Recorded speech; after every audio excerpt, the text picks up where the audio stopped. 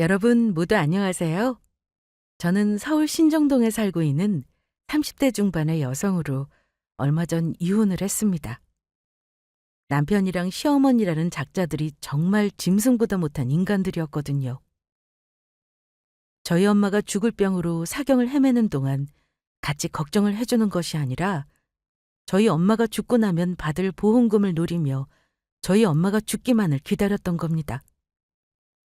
저희 엄마의 보험금으로 호의호식할 생각을 하면서요. 게다가 남편 놈이란 인간은 제가 엄마를 간병하며 고생하는 동안에도 다른 여자를 만나며 바람을 피우고 있었더라고요.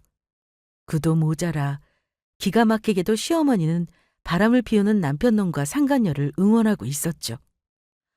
하지만 결국 온갖 만행을 저질렀던 남편 놈과 시어머니는 쫄딱 망하고 마는데요. 제가 지금부터 그 사연을 여러분께 말씀드리고자 합니다. 남편과 저는 지인의 소개를 통해 만나 연애 결혼을 한 사이였습니다.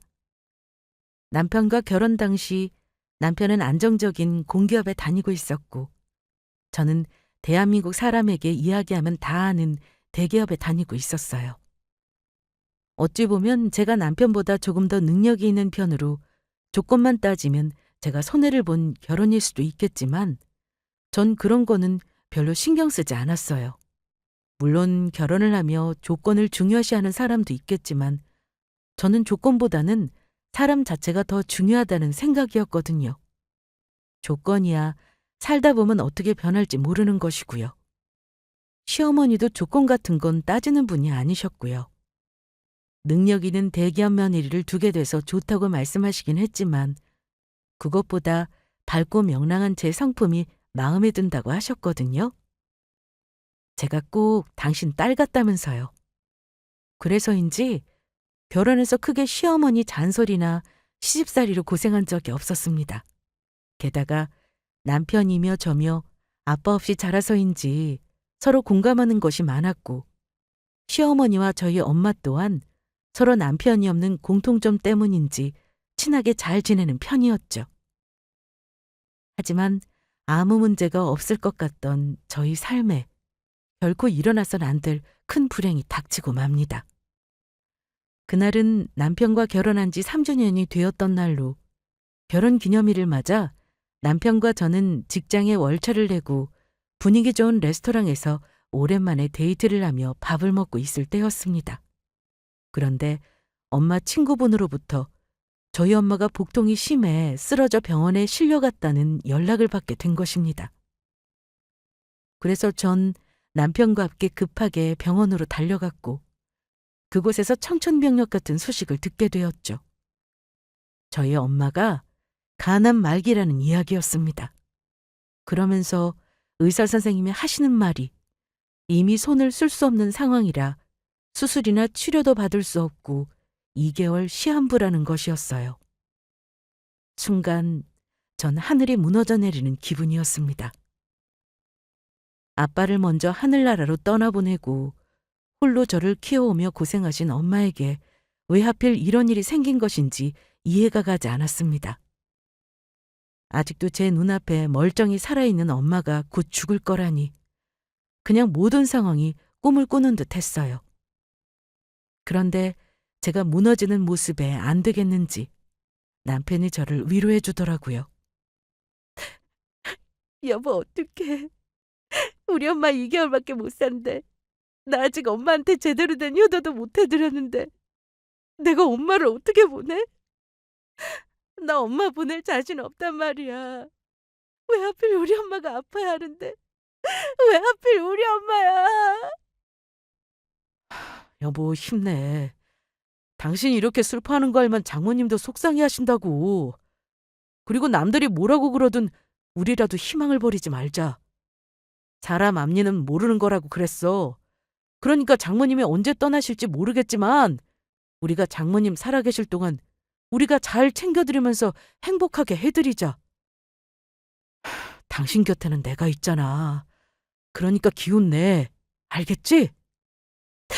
알겠어. 힘내볼게. 고마워 여보. 남편의 위로에 저는 그래도 조금 힘을 낼 수 있었어요. 그래서 전 엄마를 호스피스 병원으로 옮기며 남편과 의논 후 회사를 관두기로 결정을 내렸습니다. 제가 일하는 분야가 특수 직종이라 회사야 제가 원하면 얼마든지 좋은 곳으로 다시 들어갈 수 있었고, 지금은 엄마와 함께하는 시간이 더 중요하다는 생각이 들었거든요. 제 손으로 엄마를 직접 돌보지 않고 보내드린다면 평생 후회로 남을 것 같았습니다. 그래서 전 엄마를 호스피스 병원에 입원시키며 같이 생활하게 되었습니다. 그런데 엄마가 병원에 입원하자마자 저를 속상하게 하는 소리를 하고 맙니다. 미영아, 실은 엄마가 너 모르게 예전에 생명보험이랑 암보험 들어놓은 게 있거든? 전부 합치면 10억 정도 될 거야. 그러니까 잊지 말고 엄마 죽으면 꼭 잘 챙겨놔. 엄마가 가면서 우리 딸한테 해줄 수 있는 게 이런 거밖에 없어서 미안하다. 왜 벌써 그런 말을 해? 그리고 엄마, 나 돈 같은 거 필요 없어. 엄마만 내 곁에 있으면 된다고. 그러니까 엄마 가지 마. 내 곁에서 나 손주 낳는 것도 보고 오래오래 살아달란 말이야. 바보같이 그러면 안 된다는 걸 알면서도 저는 그만 감정을 주체 못하고 엄마에게 어린아이처럼 떼를 쓰고 말았습니다. 아직 엄마를 보낼 준비가 안 되었던 겁니다. 제가 침대 위에 앉아있는 엄마 무릎에 얼굴을 묻고 펑펑 울자 엄마는 그런 저의 머리를 말없이 쓰다듬어 주셨습니다. 슬픈 와중에도 그래도 감사한 일이 있다면 엄마를 돌보기 위해 집에 가지 않고 호스피스 병원에서 생활하는 저를 남편이며 시어머니까지 모두 응원하며 이해해 주었다는 것이었죠. 남편에게 제대로 신경을 쓰지 못하는 저를 보며 시어머니가 뭐라고 할 줄 알았는데 전혀 그런 소리가 없었던 겁니다. 어머니, 죄송해요. 지금은 엄마 곁에 있어야 할 것 같아서 남편에게 전혀 신경을 못 쓰고 있어요. 괜찮다. 지금은 네가 그런 거 신경 쓸 때가 아니야. 나도 우리 남편 아파서 투병할 때 자꾸 못 해준 것만 생각나서 아직도 생각하면 미안하고 마음이 아프다. 그러니까 미영이 너는 후회가 남지 않도록 어머니 살아계시는 동안 옆에서 잘해드려라. 그래야 가슴에 한이 안 남아. 뭐 우리 아들놈이야 다 큰 어른이고 지가 스스로 알아서 챙기겠지. 안 그러냐? 어머니, 그렇게 말씀해 주셔서 정말 감사해요. 제가 나중에 남편한테 정말 잘할게요. 약속 드릴게요. 알았다. 간병인이 건강해야 아픈 환자도 잘 보는 거니까 미영이 너도 건강 잘 챙기고 힘든 일 있으면 언제든지 말하고 네 곁에 나랑 우리 아들이 있다는 거 잊지 말고 알겠지? 네, 어머니. 제 마음을 이해해주는 시어머니와 남편에게 그저 고맙고 미안할 따름이었습니다.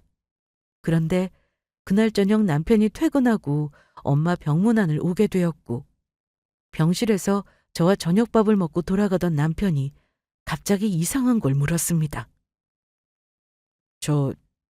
그런데 여보, 장모님 사는 아파트 집값 많이 오르지 않았어? 엄마 집? 당신 말대로 집값이 오르긴 많이 올랐을 거야. 아빠가 살아있을 때 산 거라 그때만 해도 싸게 산 아파트였는데 요즘에는 아파트 집값이 엄청 많이 올랐더라. 그런데 그건 갑자기 왜? 어? 그냥 갑자기 궁금해져서. 장모님 아프시니까 집 관리하기도 힘들 것 같고 그래서 걱정돼서 참고 삼아 물어본 거였어. 그러면 장모님 간병 잘하고 나 이만 가볼게. 그때까지 저와 저희 엄마를 걱정해주는 남편과 시어머니의 행동이 전부 진심이라 생각했습니다. 두 사람이 저에게 시커먼 속내를 숨기고 있다는 사실은 전혀 모른 채요. 겉으로는 옆에서 걱정해주는 척하며 엄마를 임종까지 잘 돌보라는 소리에 그 말이 진짜인 줄 알았던 겁니다. 순진하게도 말이죠. 어쩌면 제가 엄마에게만 신경 쓰느라 이상한 낌새를 알아차리지 못했을지도 모릅니다. 그때는 그 정도로 제가 제정신이 아니었으니까요. 하지만 흐르지 않았으면 하는 시간은 점점 흘러갔고 제발 찾아오지 않았으면 했던 엄마가 떠날 날이 가까이 다가오고 말았습니다. 엄마가 갑자기 상태가 안 좋아지며 혼수 상태에 빠져 깨어나지 못하고 사경을 헤매기 시작했던 겁니다. 침대에 가만히 누워 산소 호흡기에 의지해 누워있는 모습에 저는 절망하고 말았죠. 결국 전 참았던 눈물을 터뜨리고 말았고 제 연락을 받고 급하게 온 남편도 저와 같이 울어줬습니다. 우리 장모님 떠나면 안 되는데 불쌍해서 어떡해. 장모님 제발 가지 마세요. 저희 곁에서 하루라도 더 살아주세요. 엄마, 송서방 말 들었지? 내 욕심인 거 아는데 제발 조금만 더 내 곁에 있어줘. 아직 하지 말란 말이야. 옆에서 엄마가 아파하는 모습을 지켜보며 차라리 엄마가 일찍 가는 게 엄마를 위해 더 좋지 않을까 하는 생각도 했었어요. 그런데 막상 엄마가 정말로 떠날 날이 가까워져 오자 그런 생각이 싹 사라지더라고요. 1분 1초라도 그저 제 곁에 머물러 주길 바라는 마음뿐이었습니다. 그런데 제 곁에서 엄마를 지키던 남편이 울다 말고 회사에 급하게 연락할 일이 생겼다면서 자리를 비우더라고요. 그래서 저는 정말로 아무런 의심 없이 남편이 회사에 전화를 하러 가는 줄 알았어요. 그런데 제가 엄마 옆을 지키다 간호사 선생님께 물어볼 말이 있어 나가게 되었는데 복도 남자 화장실에서 남편이 휴대전화로 통화하는 목소리가 들려왔던 겁니다. 그리고 그 내용을 듣고 저는 깜짝 놀라고 말았죠. 엄마, 이제 진짜 장모님 가려나 봐요. 장모님 죽으면 집사람이 받게 되는 보험금 10억 전부 우리 돈이라고요. 나 너무 기뻐서 웃음 나오려는 거 집사람 앞에서 참느라 혼났다니까. 장모님이 그동안 하도 괜찮아 보여서 죽지 않고 암이 다 나아서 다시 살면 어떻게 하나 걱정했는데 그게 아니었더라고. 이제 진짜 가려나 봐요. 엄마, 곧 집 사드릴 테니까 집 알아보세요. 우리도 장모님 덕분에 앞으로 부유하게 좀 살아보자고요. 저는 남편이 시어머니와 하는 통화 내용을 듣고 그만 자리에서 주저앉을 뻔했습니다. 배신감에 몸을 떨었죠. 저에게는 세상에서 제일 소중한 엄마였는데 제 앞에서는 저희 엄마를 걱정하며 위로해주는 척 연기를 하며 남편과 시어머니 모두 뒤에서는 저희 엄마가 죽기를 손꼽아 기다리고 있었던 겁니다. 그것도 사람 생명을 두고 고작 돈 때문에 말이에요. 저희 엄마가 죽는 대신 받는 보험금을 노리고서요. 두 사람은 저희 엄마를 사람이 아닌 돈으로 보고 있었던 겁니다. 그런 남편과 시모의 행동에 저는 도저히 용서가 안 되었어요. 그런데 엄마가 저에게 보험금 이야기를 할 때 남편이 곁에 없었는데 그 사실을 어떻게 알았나 싶었더니 엄마가 저에게 보험을 들어놨다며 10억 이야기를 꺼냈을 때가 남편이 엄마 문병을 왔다가 잠시 자리를 비웠을 때였거든요. 아마도 그때 남편이 병실 밖에서 엄마와 제가 나누던 대화를 엿듣게 되었던 것 같았습니다. 하지만 전 남편과 시어머니를 신경 쓸 틈이 없었습니다. 엄마가 임종까지 편히 가실 수 있도록 제가 곁을 지키는 것이 더 중요했으니까요. 그래서 사경을 헤매느라 의식이 없는 엄마였지만 전 옆에서 좋은 말들만 행복한 이야기만 해주었습니다. 아무 걱정하지 말고 편히 가시라고요. 그런데 저에게 정말 기적과도 같은 일이 일어났습니다. 다시는 엄마와 눈 한 번 못 마주치고 이야기도 못하고 보내나 했는데 사경을 헤매던 엄마가 며칠 후 갑자기 깨어나 눈을 뜨신 거예요. 엄마는 힘이 없는지 아무 말도 못하셨지만 깨어난 순간 저와 눈을 맞추며 저를 향해 미소를 지어주셨습니다. 엄마의 눈빛만으로도 알 수 있었어요. 엄마가 저에게 무슨 말을 하려는지요. 당신은 좋은 곳으로 가니 아무 걱정하지 말라고, 늘 제 곁에 있어 주시겠다고, 저에게 사랑한다고, 행복하게 지내라고 말씀하시고 계셨던 겁니다. 그래서 저도 그런 엄마 손을 꼭 잡고 이야기했어요. 엄마, 이제 아무 걱정하지 말고 마음 편히 가. 내가 엄마 걱정하지 않게 행복하게 잘 살 테니까 우리 나중에 꼭 다시 만나. 엄마가 내 엄마라 나 너무 고맙고 행복했어. 엄마, 너무너무 사랑해. 세상에서 제일 사랑해. 그리고 제 말을 듣는 순간, 조금 전까지 일어나 있던 게 거짓말처럼 엄마는 편안히 눈을 감으셨습니다. 엄마가 떠나는 순간 제가 엄마를 부둥켜 안고 얼마나 울었는지 몰라요. 그리곤 엄마의 장례식을 치르게 되었죠.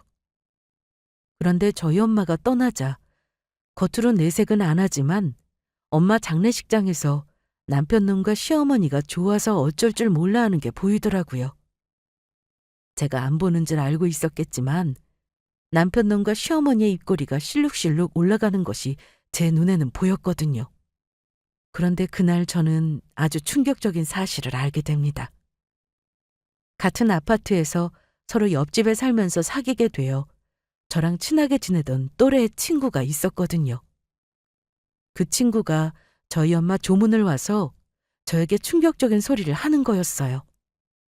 비영아, 괜찮은 거야? 그동안 어머니 간병하느라 힘들었지? 고생 많았어.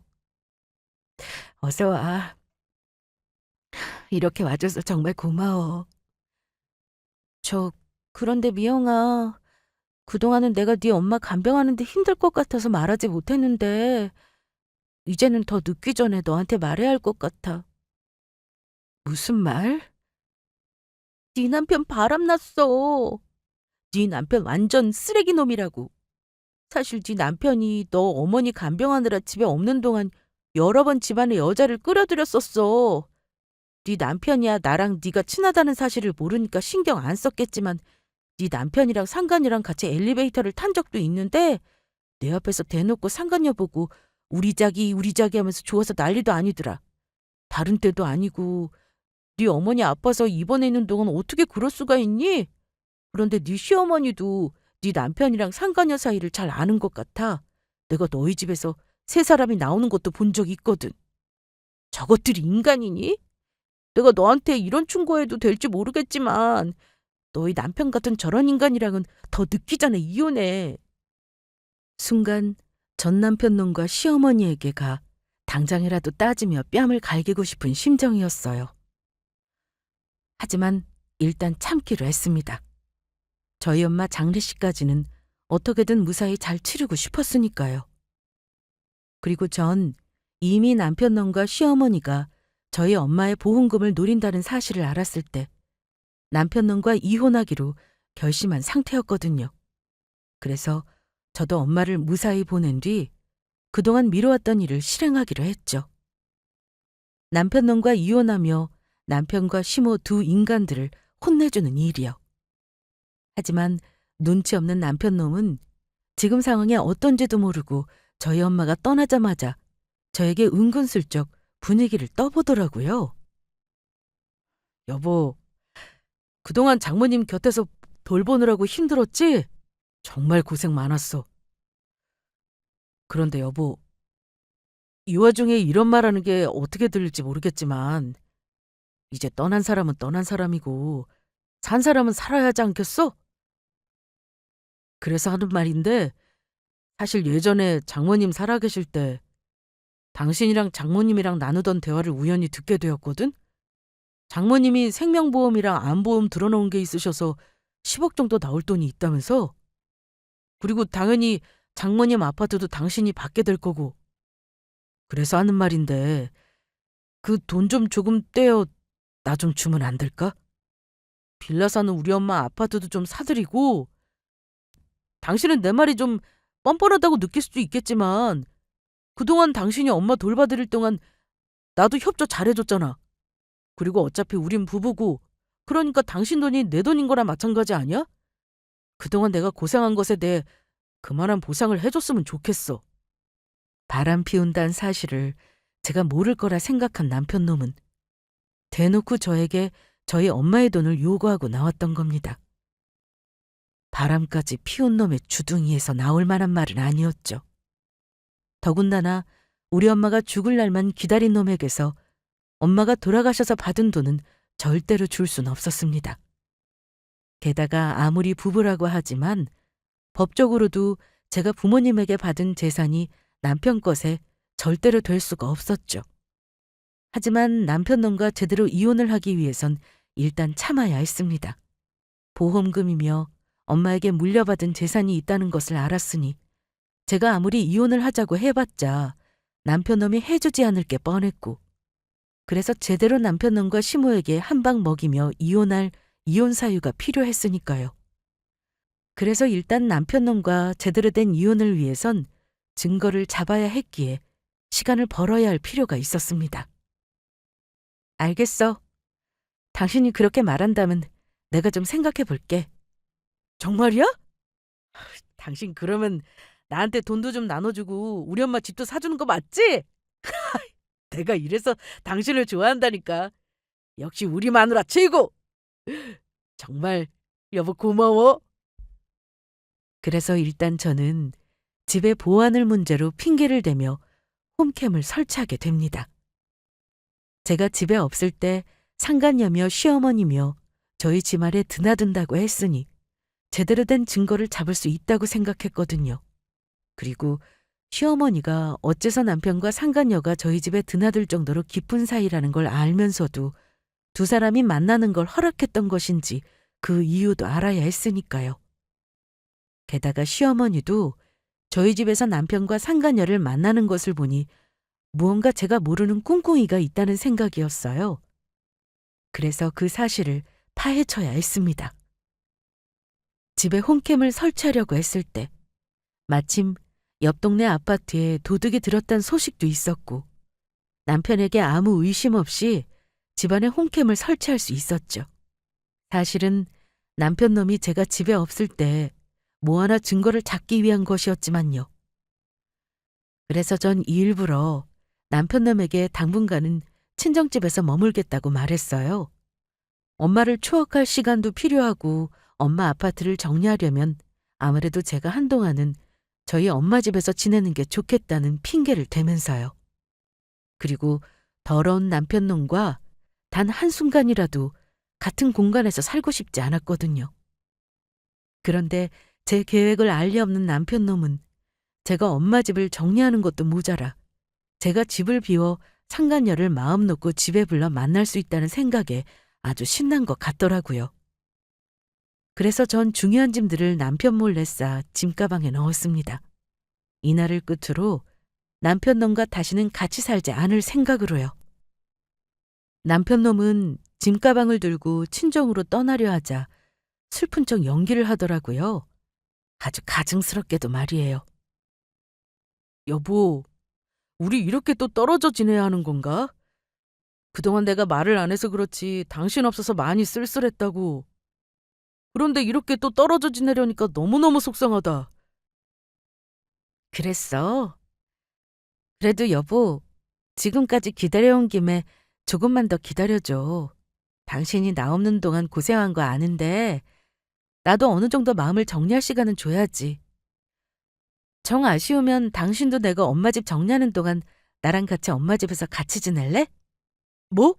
내가? 아니. 내가 예민해서 잠자리 바뀌면 잠을 잘 못 자거든. 그러니까 아쉽지만 당신 혼자 가서 지내는 게 좋을 것 같아. 내가 당신 보고 싶으면 장모님 댁으로 찾아갈게. 알겠어. 그러면 여보 앞으로 건강하게 잘 살아? 알겠어. 그런데 우리 영원히 헤어지는 것도 아닌데 왜 앞으로 못 볼 사람처럼 말을 해. 괜히 이상하다. 우리가 못 보긴 왜 못 봐. 조만간 또다시 만날 텐데 당신 기분 탓이겠지. 그런가. 그러면 여보 조심히 다녀오고 곧 다시 만나. 우리가 함께할 날을 간절히 기다리고 있을게. 저는 남편의 말에 코웃음을 쳐주며 집을 나왔습니다. 남편 놈과 함께할 날은 영원히 오지 않을 테니까요. 제가 집을 나온 이유는 남편 놈과 시어머니에게 제대로 복수하며 이혼을 하기 위해서였습니다. 저는 집을 나와 엄마 집에서 지내면서 홈캠을 설치한 저희 집을 모바일로 감시하며 확인하기 시작했습니다. 요즘은 기술이 좋아져 홈캠을 설치하면 밖에서도 핸드폰으로 실시간으로 집안을 동영상으로 확인할 수 있었거든요. 하지만 며칠 동안은 남편이 평소와 다름없이 생활하며 잠잠하더라고요. 그런데 제가 집을 나온 지 3일이란 시간이 흘렀을까. 제 두 눈으로 엄청난 사실을 목격하게 되죠. 바로 제가 기다리던 장면이었어요. 드디어 상간녀를 홈캠을 통해 만나게 된 것이죠. 자기야, 정말로 집에 마누라 없는 거 맞아? 괜히 자기 집에 있다가 걸리는 거 아니야? 걸리긴 왜 걸려. 집사람 한동안 친정에 가 있겠다고 했고 지금까지 나한테 연락 한 번 없었다고.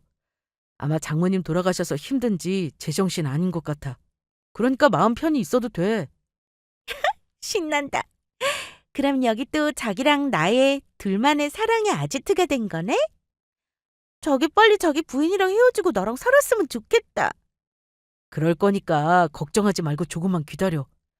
자기도 알겠지만 이혼하면 부부 재산 반반으로 나눠야 해서 집사람 돈 전부 못 뺏어온다고. 잘 구슬려서 장모님 보험금 10억이랑 아파트 판 돈 전부 뜯어내야지.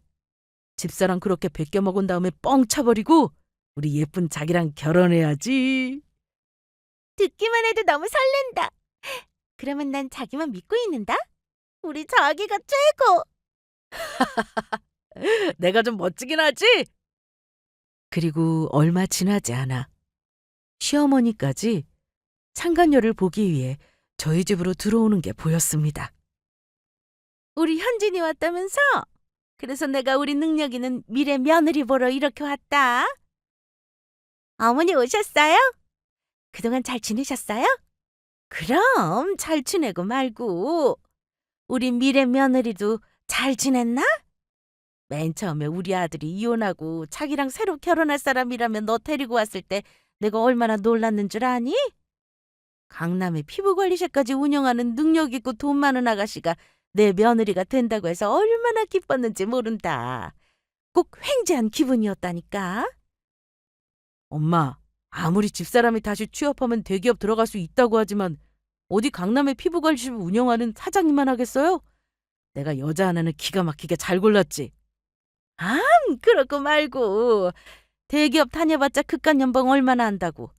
나는 대기업 다닌 며느리보다 강남의 피부관리샵 운영하는 돈 잘 버는 며느리가 더 좋구나. 우리 부자 며느리 최고다.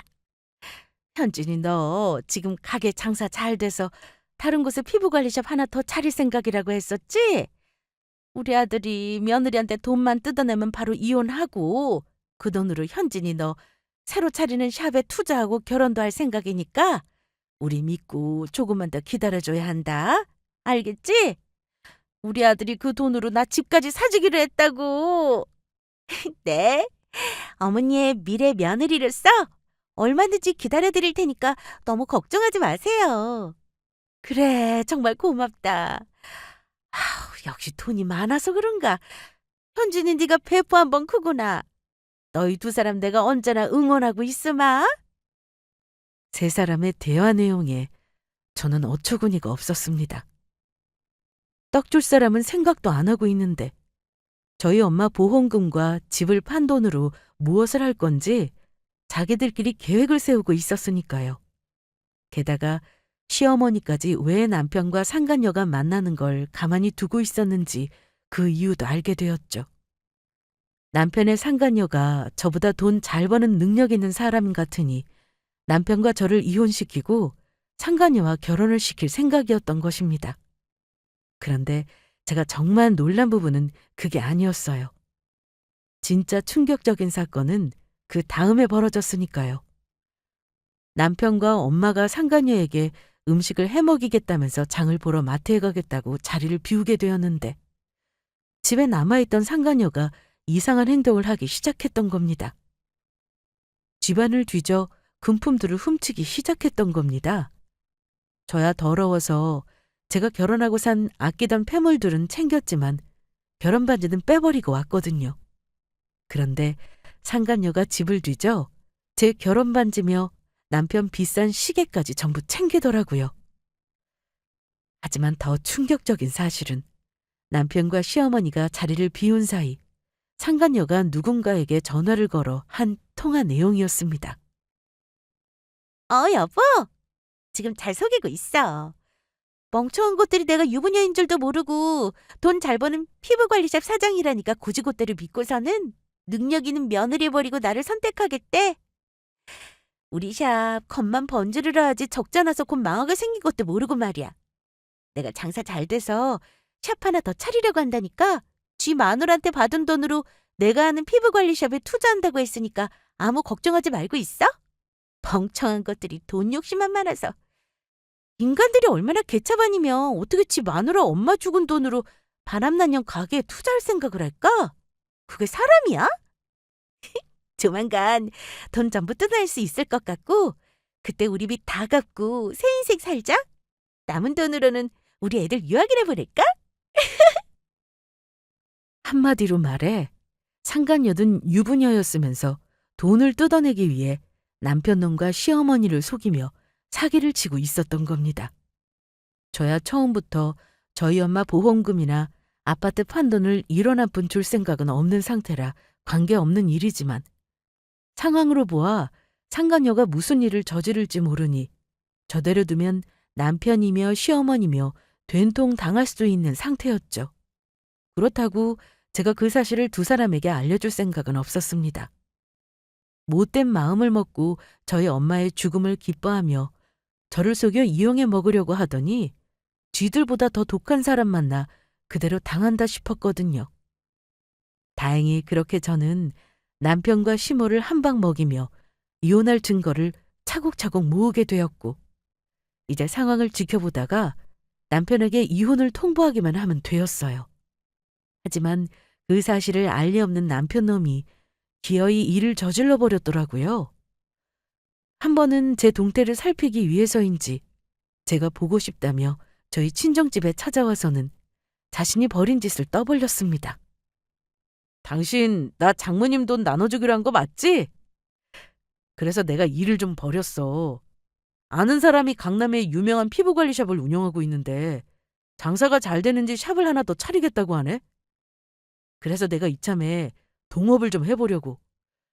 그래서 이미 회사도 관두고 당신 나한테 돈 줄 거 생각해서 은행이랑 아는 사람들한테도 돈을 좀 빌렸어.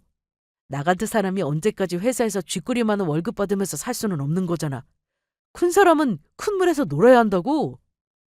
어머, 그러면 당신이 사장님 되는 건가? 진짜 잘 됐다. 축하해. 당연하지. 앞으로 나보고 성 사장님이라고 불러줘? 그런데 여보, 아무리 사업을 시작했다고 하지만 그렇게 함부로 회사를 관둬도 되는 거야? 새로 낸 가게가 잘 될지 안 될지도 모르는데 회사 관두는 건 가게가 좀 자리 잡고 잘 된 다음에 결정하지 그랬어. 지금이라도 늦지 않은 거면 회사 찾아가서 잘못했다고 받아달라고 해. 걱정하지 마. 당신 나 못 믿어? 절대 그럴 일 없다고. 피부관리샵 하는 사람이 나랑은 떼래야 뗄 수 없을 정도로 굉장히 가까운 사이고 나도 확실해서 투자한 거라 실패할 리 없다고. 나랑 동업하기로 한 사장이 얼마나 능력 있는 사람인데 당신도 알면 아마 깜짝 놀랄걸? 그러니까 당신은 그냥 가만히 내가 하는 일이나 지켜보면 돼. 정신 빠진 인간이 상간녀의 말에 속아 비까지 지며 인생을 말아먹는 중이었죠. 게다가 상간녀랑 동업해 피부관리샵을 차릴 거란 말을 뻔뻔하게 어떻게 제 앞에서 할 수 있는지 정말 양심도 없는 인간이란 생각이었어요.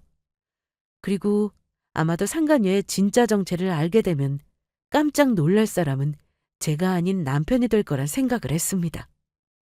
그런데 남편 놈이 제가 엄마 보험금이나 집에 대해 아무 소식이 없자 똥줄이 탔는지 얼마 지나지 않아 저에게 연락을 해오더라고요. 당신 엄마 보험금 언제 타는 거야? 그리고 장모님 집은 언제 정리하는 거고? 지금 은행 대출금이랑 사람들한테 빌린 돈 때문에 이자 내느라고 나 힘들어 죽겠다고. 이러다가 나 파산하게 생겼어. 당신 언제쯤 전부 정리해서 나 돈 나눠줄 수 있는데? 어? 그게 무슨 소리야? 엄마 보험금이라면 나 벌써 탔는데? 그리고 엄마 아파트 팔 생각 전혀 없어. 뭐? 장모님 보험금을 이미 탔어? 그러면 바로 나한테 그 돈 보내줬어야지. 당신 지금 뭐 하는 거야? 그리고 갑자기 장모님 아파트 정리할 생각이 없다니 그것도 무슨 소리야? 보험금이랑 장모님 집 정리하면 나눠주기로 했잖아. 당신이야말로 그게 무슨 소리야? 내가 언제 당신한테 엄마 보험금이랑 집 정리해서 나눠준다고 했어? 내 대답도 듣지 않고 당신 편한 대로 생각한 거잖아. 뭐야? 다 필요 없고 당신 당장 돈 보내. 당신이 뭘 모르나 본데. 어차피 부부 재산은 공동으로 쓸 수 있는 거고 내가 내 돈 받겠다는 거니까 빨리 보내라고. 그렇지 않았다가는 나도 법적으로 해결해 버릴 테니까. 뭐라고? 지금 법이라고 했어? 그래. 내가 법으로 해결할 거라고 하니까 이제 좀 겁이 나나 보지? 법 같은 소리하고 앉아있네. 어디 법으로 해결할 수 있으면 얼마든지 해봐라. 하나도 안 무서우니까. 남편과 시어머니는 안 되겠는지 저에게 전화를 해오며 괴롭히기 시작하더라고요. 그런데 제가 전화를 받지 않고 무시하자 이제는 남편과 시어머니 모두 저에게 협박 문자를 보내오기 시작했습니다. 당신 계속 이렇게 나온다 이거지? 계속 이렇게 나오면 재미없을 줄 알아. 이건 마지막 경고야. 그러니까 좋은 말 할 때 당장 장모님 보험금 10억이랑 아파트 정리해서 돈 보내는 게 좋을 거야. 우리가 계속 가족으로 있고 싶다면. 너 보자 하니까 우리 아들한테 이혼당하고 싶어 그러냐? 우리 아들한테 이혼당해 사람들한테 손가락질 받으면서 이혼 엿소리 듣고 싶은 거 아니라면 당장 우리 아들이 말한 돈 보내는 게 좋을 거다. 너 우리까지 없으면 가족도 없이 세상에 혼자 남는 거라고. 설마 평생 외톨이로 살고 싶은 건 아니겠지? 지금 우리는 남의 돈 달라는 것도 아니고 정당한 요구를 하고 있는 거라는 걸 잊지 말거라. 어차피 저에게 돈을 뺏으면 이혼하고 상간녀에게 갈 생각이면서 그 사실은 쏙 뺀 채 남편과 시어머니는 끝까지 저를 속이며 이혼을 무기 삼아 이야기하고 있었습니다. 제가 남편놈과 간절하게 이혼을 하고 싶어 한다는 사실을 알지 못한 채요. 그래서 전 모든 일을 마무리 짓기 위해 카페로 남편과 시어머니를 부르게 되었죠. 혹시 사람이 없는 집에서 만나자고 했다가는 무슨 일을 당할지 알 수 없었으니까요. 하지만 제가 겁을 먹고 순순히 돈을 내어주기 위해 만났다고 생각한 남편이며 시어머니는 의기양양한 모습이더라고요. 내가 이혼하자니까 겁 좀 먹었나 보지? 이렇게 보자고 한 걸 보면. 그러게. 진작 좋게 이야기할 때 순순히 주지 그랬어. 네가 우리 아들한테 이혼당하지 않고 계속 살고 싶은 거면 아주 잘 결정한 거다. 그래서 말인데 이제는 상황이 달라졌다? 네가 우리 아들한테 이혼당하고 싶지 않고 계속 우리 식구로 지내고 싶은 거면 네 엄마 보험금이랑 집 판 돈 전부 우리한테 줘야 할 것 같다. 내가 미쳤다고 당신들한테 엄마 보험금이랑 집까지 팔면서 그 돈들을 전부 줄 것 같아? 니들한테 그 돈을 주느니 차라리 내가 혀 깨물고 죽는 게 낫다. 너, 이 버릇없는 것! 지금 네 시어미한테 당신이라고? 니라고 한 거냐? 당신 정말 이럴 거야? 그러면 오늘 엄마랑 나 불러서 왜 보자고 한 건데? 그리고 계속 당신 이런 식으로 뻗팅기면 나도 어쩔 수 없어. 당신이랑 이혼하는 수밖에. 그래, 하자. 그 이혼. 나도 지금 그 말하려고 만나자고 한 거니까. 나도 우리 엄마 보험금이랑 엄마 집 노리면서 바람까지 피운 너 같은 쓰레기 같은 놈이랑 더는 같이 살고 싶지 않으니까. 당신이 내가 바람 피운 걸 어떻게... 네 놈이 상간녀랑 바람 피우면서 우리 집에 드나드는 거 나랑 친한 동네 친구가 봐서 이미 다 알고 있었거든? 네가 숨긴다고 내가 모를 줄 알았냐? 그리고 네 놈이 그때 병원 화장실에서 어머니랑 휴대폰으로 하는 이야기도 전부 들었어. 우리 엄마가 죽어서 보험금 10억을 받게 돼서 기뻐? 그것도 모자라. 우리 엄마 아파서 내가 병원에 있는 동안 어떻게 다른 여자랑 바람까지 피워서 집에 끌어들일 생각을 해? 어머니까지 저 없을 때 저희 집에서 상간녀랑 만나기까지 했다면서요? 당신들이 그러고도 사람이냐고. 이 두 가지만으로도 법정에서 충분히 우리 이혼할 수 있는 이혼 사유 되는 거 알고 있지? 그러니까 당장 이혼하고 갈라서. 그래, 내가 네 엄마 보험금이랑 집 노리고 다른 여자랑 바람 피웠다. 그런데 내가 장모님 보험금 노리고 바람 피웠다는 증거라도 있어? 전부 말뿐이고 제대로 된 증거도 없으면서 어떻게 나랑 이혼을 하려고 그래?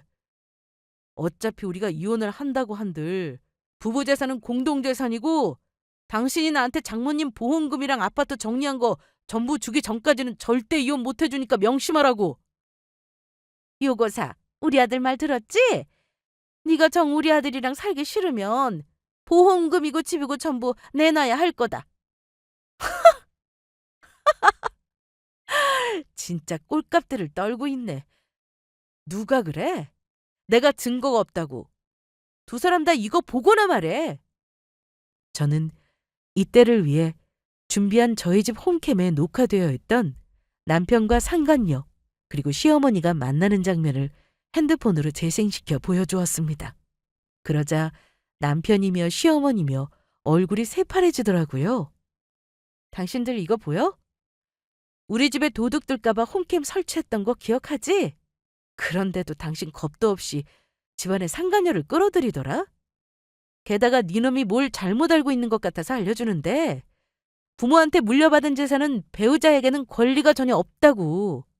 그러니까 당신들 두 사람 다 우리 엄마 보험금도 엄마 집도 단 1원 한 푼도 나한테서 뺏어갈 수 없다고. 알겠냐? 야, 말도 안 돼. 당신 지금 나한테 거짓말하는 거지? 부부는 일심동체인데 어떻게 나한테 권리가 없냐고. 아들아, 저것이 돈 나눠 가지기 싫으니까 지금 거짓말하는 거다. 그러니까 저 말에 속으면 안 된다. 너, 내 친구 아들이 변호사인 거 알고 있냐? 내가 지금 당장 전화해서 물어볼 거니까 아니기만 해봐. 전부 거짓말이었다가 내가 가만히 있지 않을 테니까. 시어머니는 그렇게 말하며 재빨리 친구에게 전화하더니 친구 아들 번호를 알아내 통화를 하게 되었습니다. 그리고 얼마 지나지 않아 시어머니는 몸을 사시나무 떨듯 덜덜 떨더라고요. 아들아, 이걸 어쩌면 좋으냐. 저것 말대로 부모가 물려준 재산은 배우자한테 권리가 전혀 없다고 하는구나. 그러면 아들 네가 현진이 피부관리샵 여는데 투자한다면 빚진 돈들은 어떻게 되는 거냐? 이미 내 집까지 대출받아서 거기다가 다 꼬라박았는데 어떻게 하냐고. 지금도 은행 대출금만 간신히 갖고 있고 너 빚쟁이들이 돈 내놓으라고 찾아온다고 하지 않았어? 마, 그게 사실이에요? 그러면 장모님 보험금도 장모님 아파트도 집사람이랑 나눠 갖지 못한다는 소리냐고.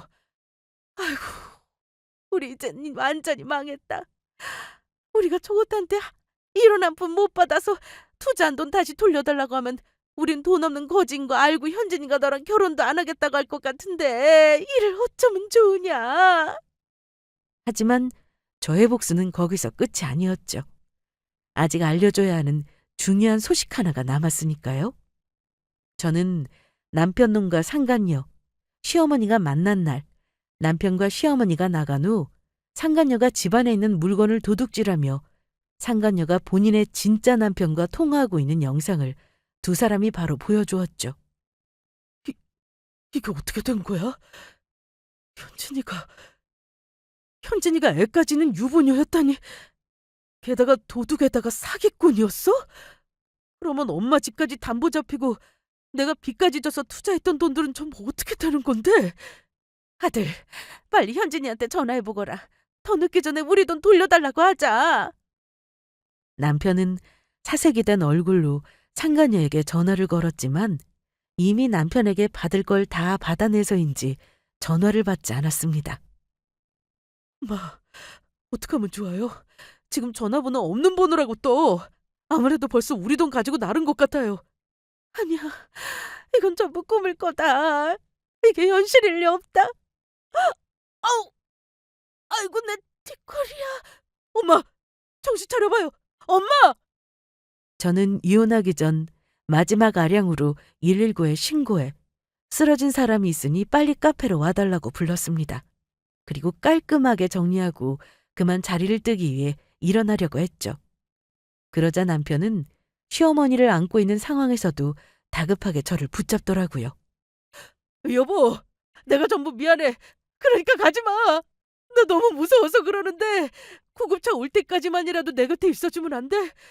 그리고 내가 전부 다 잘못했어.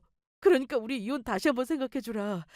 나 사기까지 당한 데다 회사까지 관둬서 지금 당신까지 떠나면 나한테 남는 게 아무것도 없다고. 너 우리 엄마 호스피스 병원에서 살아있을 때 우리 엄마한테 했던지 벌써 잊었나 봐?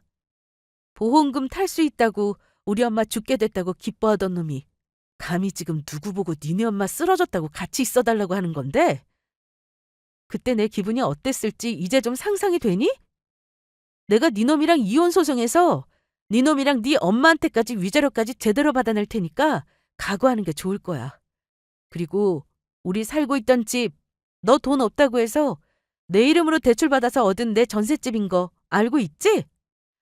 그래서 우리 지금 만나는 동안 니놈 짐이랑 물건 싸서 전부 니네 엄마 집으로 보냈으니까 내 집에서 한 발짝도 들어올 생각 안 하는 게 좋을 거야. 이미 사람 시켜서 집 비밀번호도 바꿔서 들어올려야 들어올 수도 없겠지만 말이야. 어디 나랑 이혼하고 잘 먹고 잘 살아봐라. 남편 놈은 제 말에 그제야 자신이 얼마나 큰 잘못을 저질렀는지 느끼는 것 같았습니다. 카페를 나오는데 남편의 울음소리가 카페 밖에까지 들리더라고요. 그리고 저희 엄마 죽음에 기뻐하던 남편과 시어머니의 말로는 처참하게 짝이 없었습니다. 남편은 저와 이혼을 당하며 시어머니며 남편까지 전부 저에게 위자료까지 물어줘야 했고 한순간 빚쟁이가 되어 길거리에 나앉게 되었으니까요. 게다가 지인을 통해 들은 소식에 의하면 남편과 시어머니가 뒤늦게 상간녀를 사기죄로 고소한 것 같지만 상간녀가 운영하던 피부관리샵은 무허가였고 이름도 불법으로 남의 이름을 도용해서 가짜 신분을 쓰고 있던 거라 상간녀를 찾기 힘들어 보였습니다. 그제야 남편이며 시어머니며 저에게 했던 짓들을 전부 후회하는 것 같았어요. 그리고 저는 현재 살던 전셋집을 정리하고 엄마 집으로 이사를 와 생활하고 있습니다. 직장도 새로 취업을 해 다시 다니기 시작했고요. 아직 엄마가 많이 보고 싶고 그립긴 하지만 엄마에게 약속한 대로 행복하게 살기 위해 노력하려 합니다. 그래야 하늘에 있을 엄마도 아빠와 함께 안심할 수 있을 테니까요. 우리 모두 잘못을 저지르면 언젠가 벌을 받게 된다는 사실을 잊지 않았으면 좋겠습니다. 그러면 이만 제 사연을 줄이도록 하겠습니다. 모두 들어주셔서 감사합니다.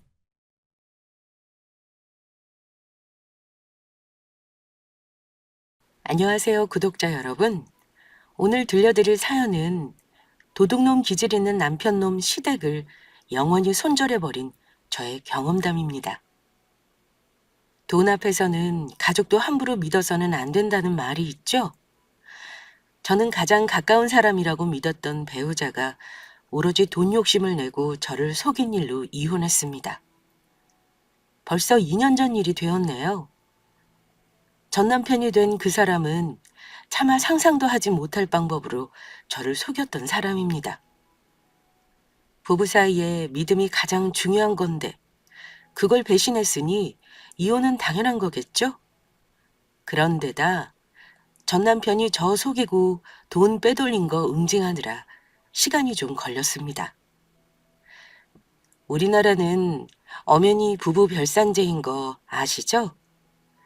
요즘 결혼하는 사람들은 거의 맞벌이 하는 경우가 많으니까 아예 처음부터 각자 관리하는 경우도 많은 걸로 압니다. 저는 결혼하고 줄곧 남편과 버는 돈을 각자 관리하고 생활비만 공동으로 관리했어요. 둘 다 월급쟁이라 들어오는 돈은 거의 매달 일정하니 저축과 주식 같은 투자로 조금씩 재산을 불려갔습니다.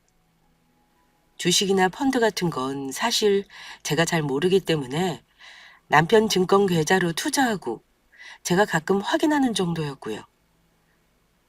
신혼집이 우리 부부는 아이 갖는 건 집 마련한 이유로 미뤘습니다. 나중에 생각하니까 결혼을 잘못했어도 그나마 한 가지 잘한 건 아이를 바로 낳지 않은 거네요.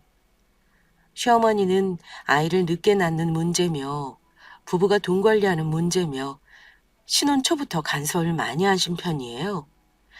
제 월급이 얼마인지 꼬치꼬치 물으시고 돈은 어떻게 관리하라는 둥, 남자 주머니에 돈이 없으면 안 된다는 둥 은근히 돈 간섭까지 하셨어요.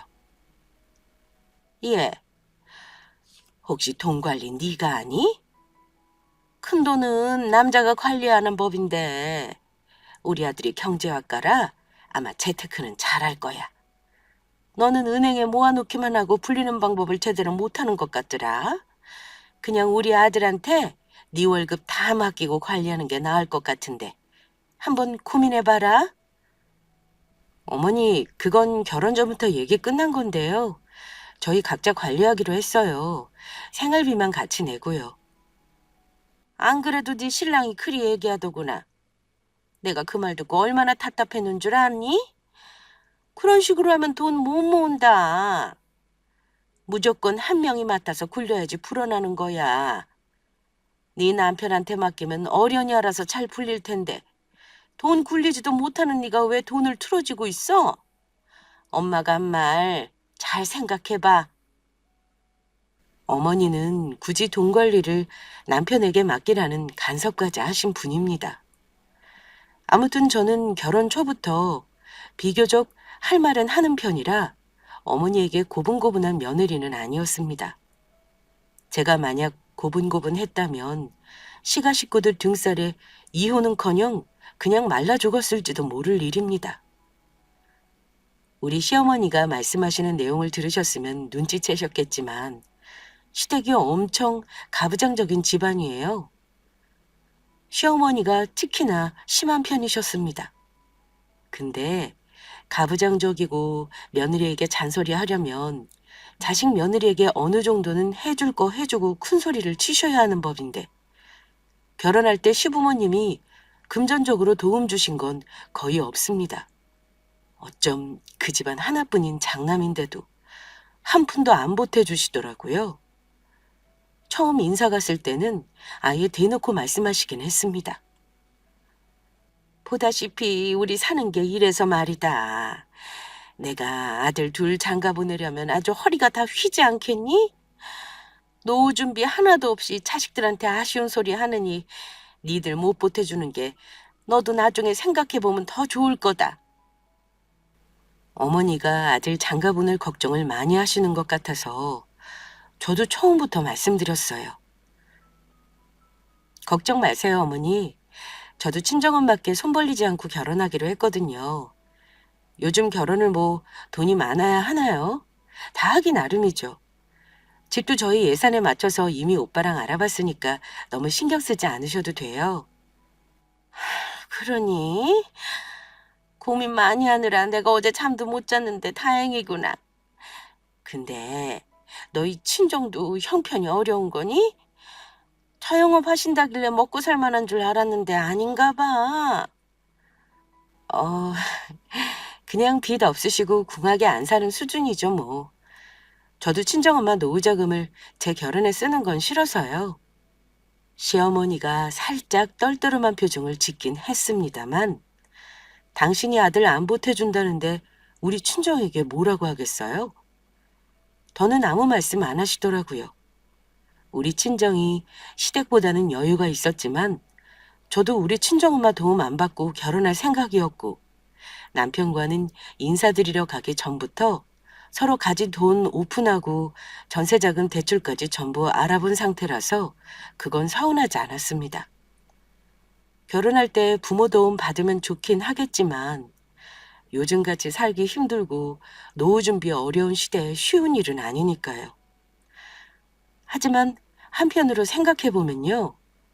자식이 결혼할 때 아무리 도와주지는 못해도 부모 입장에서 꼭 해주고 싶은 건 있지 않을까요? 가령 우리 집에 시집 오는 며느리 대단한 예물은 못 해줘도 제대로 된 반지 하나는 두고두고 간직하게 해준다거나 하다못해 옷 한 벌씩을 해준다거나 하는 거요. 친정엄마도 결혼은 네가 알아서 해라 하셨지만 이런저런 도움을 많이 주셨던 게 사실이거든요. 전세금도 보태주셨고 신혼여행비도 그렇고 축의금 받은 것도 저 다 주셨고요.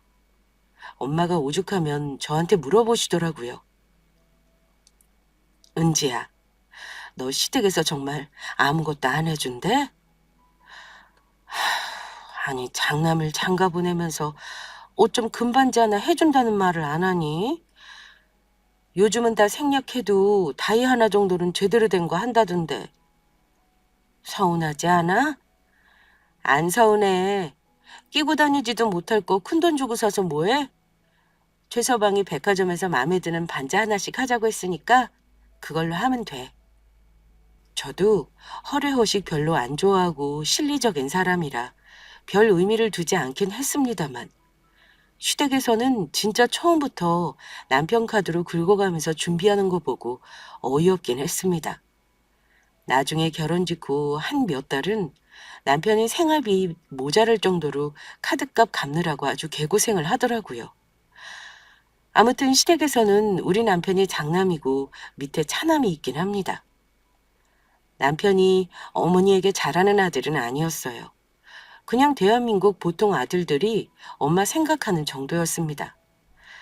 물론 나중에 알고 보니 세상 둘도 없는 효자이긴 했지만요. 아무튼 가부장적인 가품에 시부모님 둘 다 노후 계획 없고요. 경기도 외곽 오래된 빌라에 살고 계십니다. 딱히 재산이랄 것도 없고 말씀은 안 하시지만 아마 다른 재산은 없는 걸로 알아요. 시아버님은 가부장적이고 경제적 능력이 없고요. 인성은 좋으나 사상이 완전 옛날 뿐이죠. 시댁 서열 1위는 어머니이신데 말이 머리를 거치지 않고 나오는 그런 스타일이세요. 결혼 전에는 그걸 왜 몰랐는지. 결혼하고 나니까 본색을 드러내시더라고요. 특히 어머니는 남의 며느리랑 자식을 비교질을 하시곤 했는데요. 남들 자식들은 부모에게 뭘 사줬네, 뭘 해줬네 하는 말을 만날 때마다 늘 하고 항상 뭐든지 그렇게 서운해 하셨습니다. 분명 도움 못 준다고 하시면서 우리 힘으로 하라고 하셔놓고는 입에서 나오는 말은 그다지 쿨하지 못하셨어요. 내 친구 아들은 며느리가 예단으로 밍크코트 1,000만 원짜리를 해줬다고 자랑을 하더라. 그깟 밍크가 뭐라고. 하긴 내가 그런 옷이 없긴 해. 원래 자식 결혼할 때 아니면 입어볼 기회가 없다고 하긴 하더라. 말은 돌려 하시지만 사달라는 말이잖아요. 알면서 저는 모르는 척하고 있었습니다. 어머니, 밍크가 뭐가 좋아요? 동물털 벗겨서 1,000만 원짜리라고 걸치고 다니는 게 설마 부러우신 건 아니죠? 요즘은 동물털로 만든 거 입고 다니면 뒤에서 다들 욕한대요. 옆에서 어머니 말을 들은 남편은 제 눈치를 살피더니만 어머니가 아니라 저를 거들었죠. 그래 엄마, 뭐하러 비싼 돈 주고 동물털을 사 입어요? 그 돈이면 차라리 금을 사거나 주식을 사서 불리지. 아휴, 내가 말은 말아야지. 내가 뭐 그걸 몰라서 말하는 줄 아니? 알았다 알았어. 어줍잖은 예단하느니 제대로 된 거 하나 해오는 게 낫지 않나 해서 말해본 거다. 저는 어머니 말 듣고 깜짝 놀라서 말씀드렸습니다. 어머니, 예단은 상견례 때 간소하게 하자고 어머니 입으로 말씀하신 거잖아요. 그래서 우리 친정엄마는 제가 알아서 하라고 하셨는데요. 안 싸돈 되실 분이 참 합리적이고 자식들 입장 헤아릴 줄 아는 분이라면서 엄마가 칭찬 엄청 하셨거든요. 혹시 예단으로 정말 밍크코트 원하시는 건 아니시죠? 뭐 그래. 내가 그냥 친구는 그렇다고 얘기한 거지. 사달라는 뜻으로 말한 건 아니다. 신경 쓰지 말어. 어머니는 당신 입으로 뱉은 말이니 어쩔 수 없다 생각했는지 더 이상 말씀은 안 하셨습니다. 어머니도 양심이 있다면 저한테 뭐 해달라는 소리는 하시면 안 되는 게 맞아요. 그도 그럴 것이 집 얻는 돈이랑 결혼식 비용 전부 정산해 보니까 제가 거의 80%, 남편이 20%더라고요. 이건 어머니도 아셔야 할 것 같아서 제가 아예 표로 만들어 어머니랑 아버님 보여드렸습니다. 그렇게 하니까 저에게 뭐 해달라는 말은 일절 못 하시더라고요. 어머니가 속물 같은 구석이 있긴 하지만 저는 어머니 속이 다 들여다보여서 결혼하고 나서도 남들과 비교하든 말든 저는 할 말은 다 하고 살았어요. 늘 본전도 못 찾는 건 어머니 쪽이었습니다. 남편도 바보가 아닌 이상 어머니 말이 무슨 뜻인지는 알았겠죠. 하지만 제 눈치 보느라 말을 못했을 겁니다. 어쨌거나 남편과 연애할 때 결혼하자고 저를 남편이 좋다고 죽자사자 쫓아다녀서 결혼해서 그런 건지 몰라도 결혼 전에 시부모님 상태를 짐작 못했어요. 남편이 워낙 좋은 분들이라고 얘기하길래 그냥 평범한 수준의 분들인 줄 알았습니다. 몇 번 만나보지도 않았으니까 제가 파악하지 못한 잘못도 있고요. 저는 어머니가 다른 집 자식 며느리 비교하는 건 참을 수 있었고 며느리에게 심술 부리는 건 다 참을 수 있었는데요. 어머니의 언행 중에 제가 유독 기분 나쁘게 느끼는 것이 있긴 했어요. 다름 아닌 어머니가 우리 친정을 은근히 무시하셨다는 겁니다. 제가 사실 아픔이라면 아픔이 있는데요. 아버지가 폐암 투병하시다가 대학교 3학년 때 일찍 돌아가셨고 남동생과 저를 엄마가 고생 많이 하시며 키웠어요. 엄마는 집에만 계셨던 분은 아니셨고 아빠랑 같이 동네에서 오래 세탁소를 운영하셨습니다. 그래서 다행히 경제적으로 힘들지는 않았어요. 엄마가 혼자 일하시는 게 힘들긴 하셨을 겁니다. 그래도 저랑 동생 대학 공부 다 시켜주셨고 집 걱정, 돈 걱정 안 하게 해주셔서 너무나 감사드리고 있어요. 저는 졸업하고 바로 지금 다니는 화장품 회사에 입사했고 저와 연년생인 남동생은 검찰 사무직 합격해서 검찰청에서 근무합니다. 이 정도면 저는 엄마가 자식 농사 성공하신 거라고 생각해요. 무엇보다 경제적으로 자식들에게 기대지 않는 것만 해도 성공한 삶 아닌가요? 어머니는 친정 사정을 다는 모르셨지만 나름 자영업하시고 집 있고 차 있는 우리 엄마가 은근히 부러우셨는지 간혹 과부라는 단어를 쓰면서 깎아내리실 때가 있었습니다. 옛날에는 과부가 애들 키우고 살기 힘들었을 시절이야. 여자가 혼자 있고 바깥일까지 하면 남자들이 가만 놔두질 않으니 동네에서도 안 좋은 소문이 나면 빼박 혼자 사는 여자가 뒤집어 쓰기 마련이지. 그래도 안 싸도는 재혼 안 하고 참 잘 견디셨네. 그건 내가 인정한다. 참 대단하셔. 엄마 칭찬 같은데도 듣고 나면 은근히 기분 나쁘더라고요. 특히나 과부라는 단어 때문에 더 그랬습니다. 그 이후에도 어머니가 툭하면 과부가 어쩌고 하시길래 참다 못해 말씀드린 적도 있어요. 어머니, 죄송하지만 제가 몇 번 듣다가 말씀드리는 건데요. 과부라는 말은 좀 삼가해 주시겠어요? 아무 뜻 없이 하는 말인 건 저도 알지만 혹시 저희 엄마 앞에서 실수하실 수도 있으니까요. 어머니 입에서 과부라는 말 들을 때마다 제가 가슴이 무너져서 그래요. 어머니는 뜨끔하시는 듯 했습니다. 어머, 너 기분 나쁘라고 한 말은 아닌데. 그래, 알았다. 내가 다음부터는 조심하마. 어머니는 직선적으로 말씀을 드려야 꼭 알아들으시더라고요. 저는 중간에서 남편이 중재 역할을 잘하는 걸 바라지 않았습니다. 기분 나쁘거나 해야 할 말이 있으면 제가 직접 했어요. 남편에게 그런 걸 바라면 싸움만 하게 될 게 뻔하니까요. 남편은 시어머니와 종종 갈등이 있을 때는 제 눈치를 보면서도 자기 엄마에게 너무 함부로 말을 한다고 생각하는 건지 혼자 삐칠 때도 있었습니다. 당신 가끔 보면 우리 엄마한테 따박따박 말대꾸를 매번 하는 거 알아? 우리 엄마가 속 없는 얘기하신다는 건 나도 아는데 매번 당신이 이겨먹는 거 보면 나도 기분이 좀 그래. 안 그래도 나 결혼하고 나서 엄마한테는 제대로 잘해드리지도 못하는데 당신이 좀 말이라도 부드럽게 해드리고 뭐라도 사다 드리고 하면 안 되냐? 누가 효도 못하게 말려? 하고 싶으면 당신이 잘해드려. 어머니가 밉상으로 말씀하시는 일만 없어도 나랑 부딪히는 일 없을 거야. 그건 당신도 알고 있지? 그렇기야 한데 당신이 좀 이해해줄 수 없어? 우리 엄마가 장모님보다 돈이 많으신 것도 아니고 아들 하나 장가 보내신 게 영 아까워서 그러신 거잖아. 나도 결혼 전이나 지금이나 제대로 효도도 못해서 맘에 걸려 죽겠구만. 당신까지 너무 쌀쌀맞으니까 내 입장에선 마음이 좋지가 않아.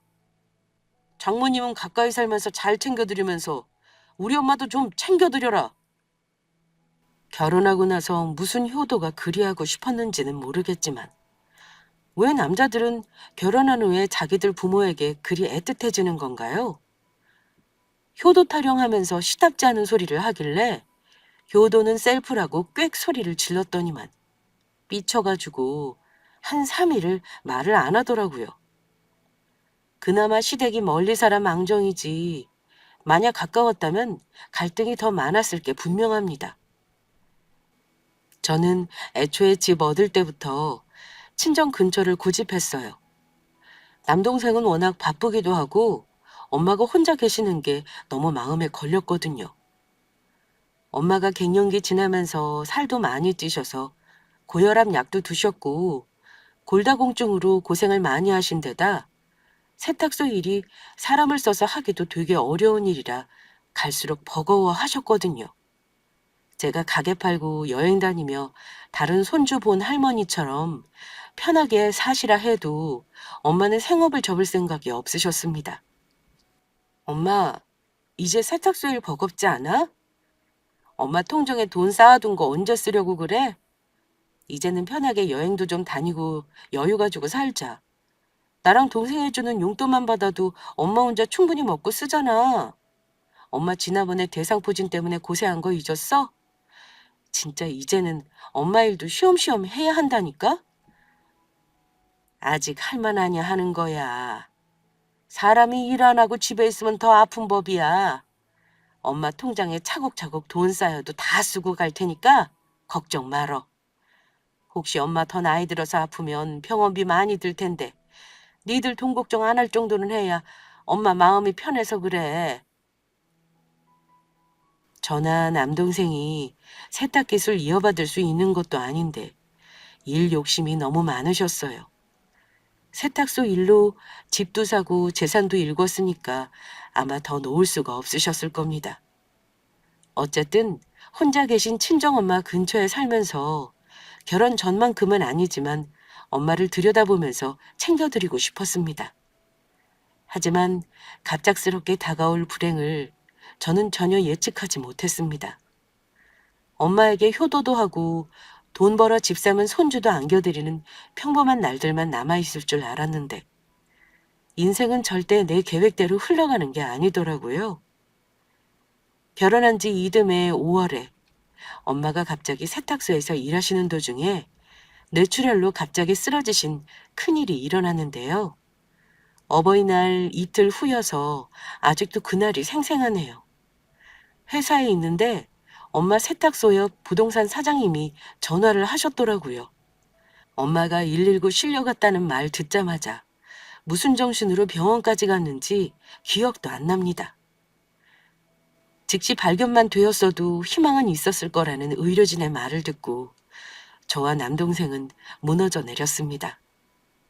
아빠 일찍 돌아가시고 나서 지금껏 힘들게 일하시며 우리 남매를 키워주시고 이제 남동생만 장가 보내면 할 일은 다 끝냈다고 하셨던 엄마인데 이렇게 일찍 돌아가실 줄은 몰랐습니다. 엄마는 응급수술을 했음에도 다시 눈을 뜨지 못하셨고 의식불명의 그 상태로 이틀을 더 버티다가 친정오빠 곁으로 떠나셨습니다.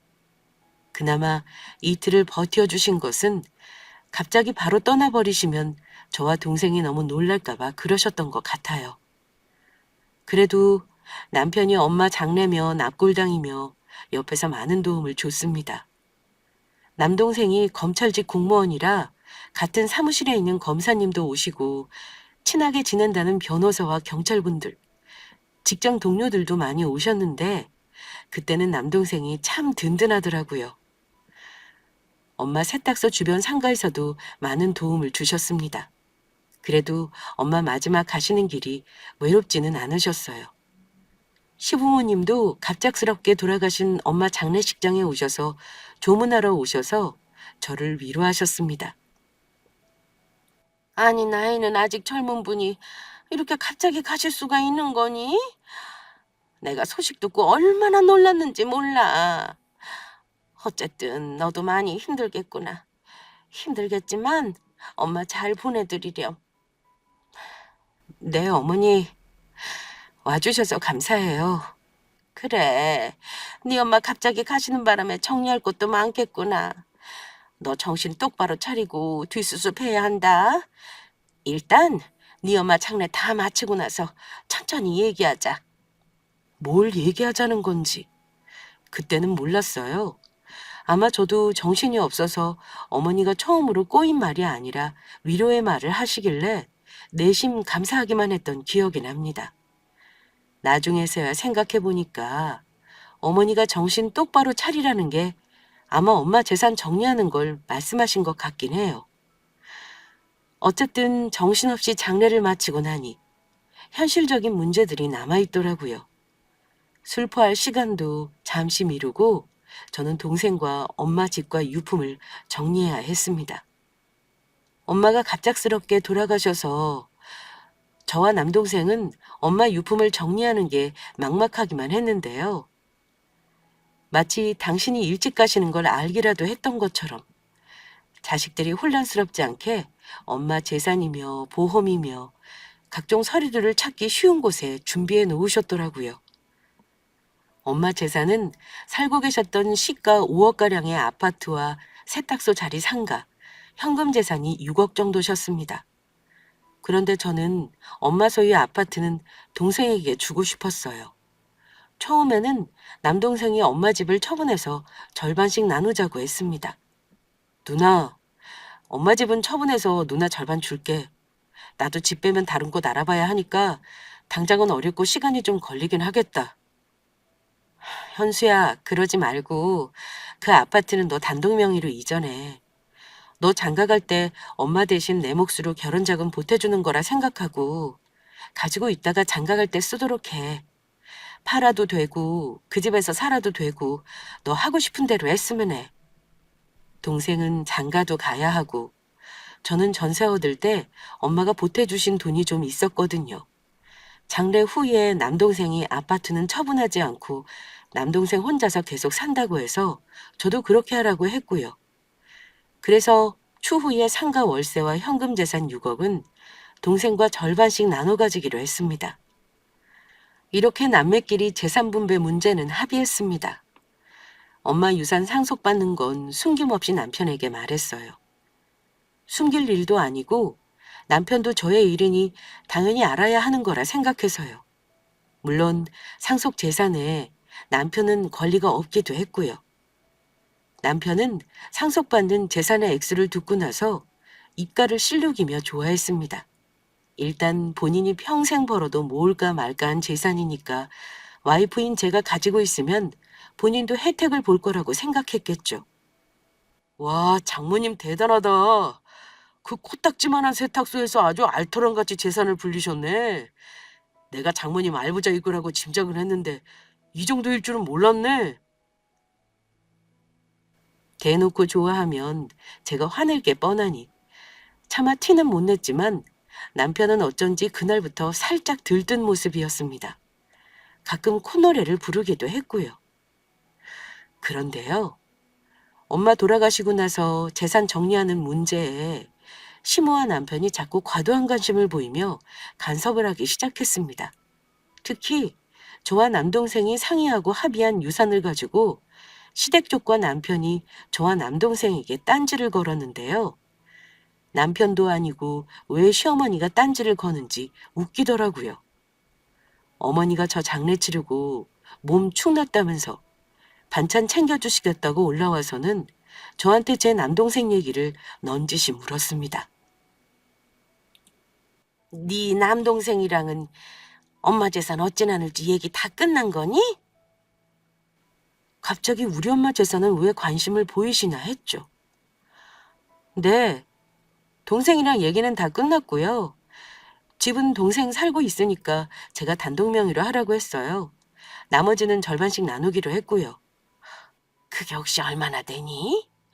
너희 친정엄마 세탁소만 30년 하신 거라며. 완전 알부자라고 아들이 그러더구만. 정말이니? 남편이 우리 엄마가 알부자라는 소리를 언제 했는지 모르겠지만 어쨌든 어머니가 속없이 그런 말을 하길래 있는 그대로 다 말씀드렸습니다. 어머니 눈이 정말 휘둥그레지더라고요. 아마 몇 푼이나 되나 싶었는데 생각보다 액수가 커서 놀랐던 거겠죠. 그런데 어머니는 제가 남동생에게 아파트를 주기로 했다는 걸 못마땅해 하셨습니다. 예, 아무리 남동생이라지만 이런 문제는 정확하게 해야지.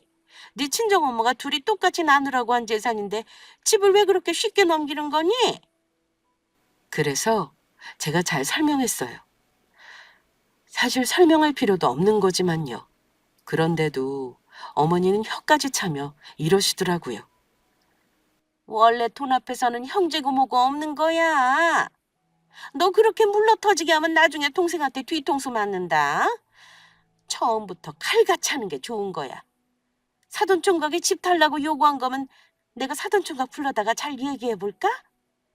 어머니에게 유산 분배 문제를 설명할 때부터 짜증이 났지만 저 말 들으니 그때는 화가 나기 시작했습니다.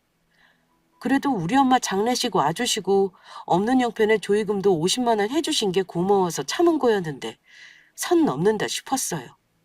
어머니가 뭔데 내 동생을 불러서 재산 문제를 말하냐고 한마디 하려는 찰나 갑자기 남편이 끼어들더라고요. 엄마, 그만하세요. 장모님 유산 문제는 집사람이랑 처남이 알아서 할 일이지 어머니가 이러쿵저러쿵 하실 일 아니에요. 자꾸 이러시면 우리 집사람 기분 상해요. 웬일로 제대로 내 편을 드나 했는데 아니나 다를까 어머니는 아들의 반응에 서운한 기색이 역력하셨습니다. 니들이 아직 경험이 없어서 모를까 봐 간섭하는 거지 딴 뜻은 없어. 내가 설마 아니 며느리 재산 탐나서 그럴까 봐? 그래 알았다. 니들 마음대로 해라. 어른이 말해주면 고마운 줄 모르군. 어머니는 화를 버럭 내시고 가버리셨습니다. 남편은 어머니 대신 사과하겠다고 말하더니만 저에게 조심스레 여러 가지를 묻더라고요. 여보, 당신이 알아서 하겠지만 혹시 장모님 현금 유산은 정리 다 끝난 거야? 아니, 현금은 일단 내 계좌에 놔뒀어. 법무사 공증받고 다른 서류 정리 다 하고 나누려고. 동생이 급할 거 없다고 천천히 하자 그러네? 동생이 돈 관리를 잘 못하기도 하고 내가 맡아달라고 하긴 하는데 나는 정리하는 대로 줄 생각이야. 그래? 그건 천원 말대로 하는 게 합리적이긴 해. 돈을 한 번에 가지고 있는 게 이자도 많이 붙잖아. 근데 설마 그럼 당신 그 돈 일반 계좌에 넣어놓은 거야? 그렇지. 그냥 입출금 계좌에 놔뒀는데. 그건 왜? 아유, 내가 당신 그럴 줄 알았어. 그 큰 돈을 입출금 계좌에 놔두면 어쩌냐? 매일 이자 붙는 CMA 통장이나 이자 많이 붙는 정기예금으로 옮겨놔야지. 난 그런 계좌 없어. 뭔지도 모르고. 어차피 그냥 동생이랑 나눌 건데 뭐. 하루 이자가 얼만데 그런 소리를 해. 그럼 우리 돈 모으는 계좌 말이야. 그게 CMA 통장이거든? 어차피 내 이름으로 된 계좌고 우리 돈 모으는 계좌잖아. 거기다가 넣어놓을래? 나중에 처남이 나누자고 할 때 이자 정산해서 빼줄게. 그럼 당신도 귀찮지 않을 거고 이자도 쌓이고 좋을 것 같은데? 남편 말을 듣고 보니 일리가 있더라고요. 남편이 어디 도망가지도 않을 테고 그 계좌는 남편 명의이긴 했지만 저도 간혹 확인하는 계좌라서요. 그래서 남편 말대로 하기로 했습니다. 저는 돈을 바로 남편 CMA 계좌로 붙였어요. 그리고 한동안은 돈의 존재를 잊고 바쁘게 지냈습니다. 엄마 짐 정리도 거의 한 달이 걸렸고 상가 문제 처리하는 건 인수받을 사람이 바로 나타나지 않아 골치가 아팠어요. 어쨌든 몇 달 동안 직장 다니랴 이런저런 일 처리로 바쁜 나날을 보냈는데요. 한 석 달 후였나요?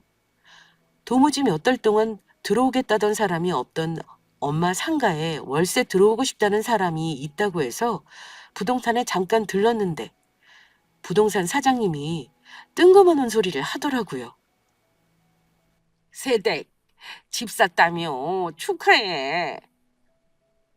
저는 이게 무슨 소리인가 했죠. 아직 전세를 사는데 뭔 소린가 해서 되물었습니다. 네? 집이라뇨? 저 아직 전세로 사는 거 아시잖아요. 그러자 부동산 사장이 의아한 얼굴로 이러더라고요. 어머, 그래? 저번 달인가? 새댁 남편이 나 아는 부동산에서 옆단지 아파트 계약했어. 그것도 32평짜리 금매로 5억 5천에 나온 거 말이야. 우리 부동산에서 거래한 건 아닌데 왜 부동산끼리는 전부 매물 공유하잖아. 마침 그 부동산에서 볼 일이 있어서 갔더니만 새댁 남편이랑 매도자랑 다 앉아서 계약하고 있던데 전세 낀 집이라 이사는 바로 안 한다고 하더구먼. 아마 잔금도 다 치른 걸로 아는데 설마 새댁은 모르는 일이야? 당연히 금시초문인데요. 그날 본 게 정말 우리 남편 맞아요, 사장님? 아유, 새댁 집도 나랑 거래한 건데 내가 얼굴을 모를까 봐. 아니, 이상하네. 분명히 새댁 시어머니가 아주 싱글벙글하면서 아들이 집 사주는 거라고 자랑을 하셨거든. 나는 새댁 신랑이 돈 많이 벌어서 산 줄 알았는데 그걸 새댁이 모르게 했단 말이야? 그 큰 돈으로 집을 사는데도? 어찌된 일인지 알아봐야겠다 싶던 저는 일단 사장님께 부탁해서 그 집 주소를 알아냈습니다. 원래 그러면 안 된다고는 하지만 남편이 산 집을 제가 모른다는 게 말이 안 되잖아요. 그래서 집 주소 등기부를 떼어봤는데요. 황당하게도 집 명의가 우리 시어머니 이름이었습니다. 물론 세입자가 있으니 이사는 안 하셨고요. 이상한 기분이 들더라고요. 제가 아는 한 시모는 절대 그 집에 살 금전적인 여유가 없는 분이셨고 그건 남편도 마찬가지였습니다. 불길함을 느낀 저는 남편에게 따져 물어야겠다 생각하고 일단 집에 와서 노트북을 켰습니다. 남편이 맡아서 돈을 굴린다는 CMA 통장인지 뭔지를 일단 들여다보려고 했어요. 그런데 남편 인증서로 로그인을 몇 번 해서 확인해봐도 계좌에 잔고가 없었습니다.